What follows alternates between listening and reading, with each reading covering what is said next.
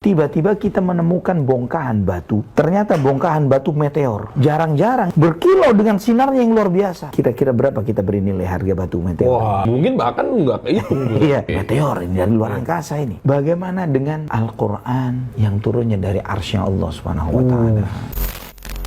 Top levelnya zikir adalah membaca Al-Quran. Itu yang paling ini ya, Ustaz ya. Membaca Al-Quran. Jika kita sadar, ikhwatal iman, bahwa Quran ini begitu dahsyat, begitu kuatnya pengaruh terhadap hati kita, maka kita akan enggan untuk jauh dari Quran. Sederhananya begini, bagaimana sikap kita jika tiba-tiba kita menemukan bongkahan batu, ternyata bongkahan batu meteor yang turun dari luar bumi, dan kita lihat dengan batuan yang dahsyat, yang berkilau, sangat berharga, dan jarang-jarang, ini tidak seperti emas dan perak yang ada tambangnya, tapi ini unik, berkilau dengan sinarnya yang luar biasa. Ketika kita coba untuk ambil, ternyata sinarnya semakin berkilau di tangan kita. Kemudian ketika kita coba gosok, kita asah ini, ternyata percikannya itu menimbulkan sinar yang menjulang sampai tinggi, dan tidak cukup sampai di sana. Batu meteor ini ternyata meninggalkan jejak sinar di tangan kita.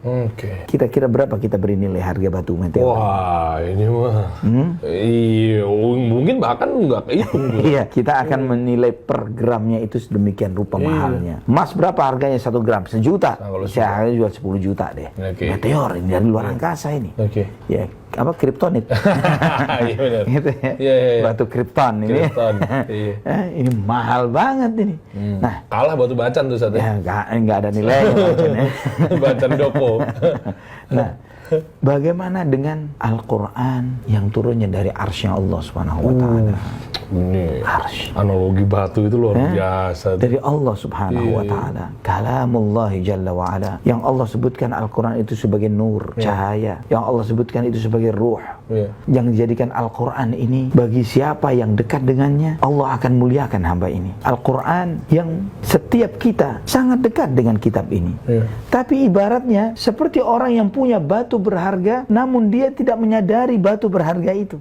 Dia tidak ambil pusing. Andai kata dia mau memegangnya, dia mencoba mengasahnya. Bagaimana mengasahnya? Menggosokkan ayat-ayat itu dengan hatinya. Tadabbur. Ya, karena kemukjizatan Al-Quran, saudaraku fillah rahimani wa rahimakumullah, tidak akan ada nilainya, seindah apapun tidak akan ada nilainya bagi antum semuanya, kecuali antum secara personal memiliki pengalaman pribadi masing-masing. Harus punya pengalaman pribadi masing-masing, yang dengan ini cahaya itu akan bersinar bukan hanya di tangan, tapi kepada seluruh tubuh kita. Cahaya itu bukan hanya untuk menerangi kita, tapi menerangi seluruh jalan kita yang paling jauh sekalipun. Cahaya itu bukan cuma hanya membawa kita berjalan di atas daratan bumi ini untuk berjalan mengetahui cahaya jalan yang akan kita tempuh, tapi bahkan mengangkat kita setinggi-tingginya sehingga kita sangat tahu kemana kita akan pergi. Ini Al-Quran yang luar biasa, dan Al-Quran ini diturunkan untuk kita baca, kita pelajari, kita amalkan, kita tadaburi. Ketika kita punya masing-masing dari kita punya experience, punya pengalaman personal terhadap ayat-ayat Al-Quran, maka setiap pengalaman yang kita jalani dengan Al-Quran, dengan setiap ayatnya, itu adalah momen yang luar biasa. Berapa banyak dari kita di zaman era keterbukaan informasi yang seperti ini, bahkan kita nolak informasi pun dia akan maksa untuk masuk ke handphone kita. Karena begitu ya, digital. Kita nolak, tidak ingin tahu pun kita dipaksa dibuat tahu. Dibuat penasaran. Dan berapa banyak dari kita setelah tahu banyak informasi tentang suatu hal tertentu, kita menyesal, kenapa saya tahu tentang ini? Menyesalinya. Tapi antum tidak akan pernah menyesal menghabiskan satu sesi waktu antum untuk memahami satu ayat Al-Quran. Insya Allah, anak akan beri contoh bagaimana kita tadabbur, bagaimana kita dengan mempelajari satu ayat Al-Quran yang kita baca, ternyata membuat perubahan yang dahsyat dalam hidup kita. Yang insya Allah, contoh tadabbur ini anak akan berikan contoh dari satu surat yang semua antum semuanya menghafal surat ini. Apa itu, Ustaz? Surat Al-Asr.